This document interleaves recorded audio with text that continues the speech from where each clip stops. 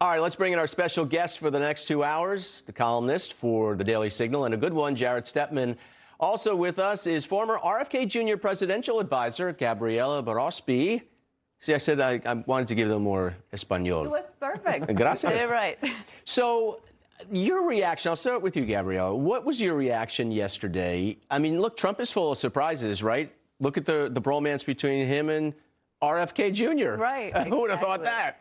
I think it was remarkable to see both of them together in the Oval Office, that contrast of leadership. And as you said, one thing is the campaign message. I think he said whatever he had to say to win. But now that he won, I think Mamdani is realizing he's not going to be able to fulfill all those promises. A lot of the things he's been promising are things that have proven not to work. And we have many examples in Latin America where those exact blueprints have been applied and has been a disaster for the economy. So I liked seeing them together. That gave me a little bit of hope. Well, it's a nice message going into Thanksgiving that, like, we could all get along at the dinner table. Yeah. But, Jared, you have, I think, two massive headaches that Mamdani faces. One is Trump, and the other is the governor, Hochul, who is running for re-election next year as a Democrat, obviously. They both need each other, but Mamdani can cause her big problems, especially in the suburbs, that she could lose to Elise Stefanik or Bruce Blakeman if he decides to run.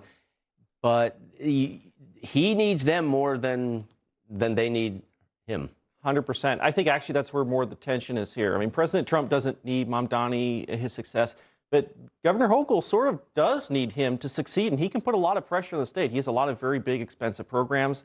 The free busing issue, that's something that he's going to need state funds. What's going to happen with other cities that will demand their own free busing?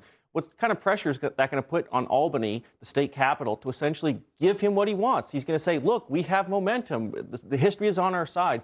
Can they actually hold the line on that? And if they don't, there's going to be a lot of pressure on them. And that's going to help whatever a Republican enters the race. That's going to help them in their message, saying this is not affordable.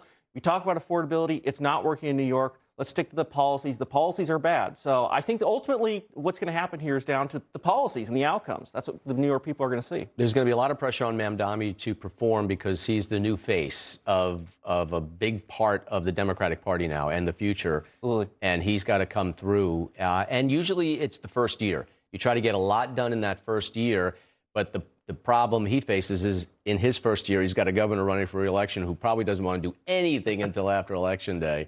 All right, stick with us.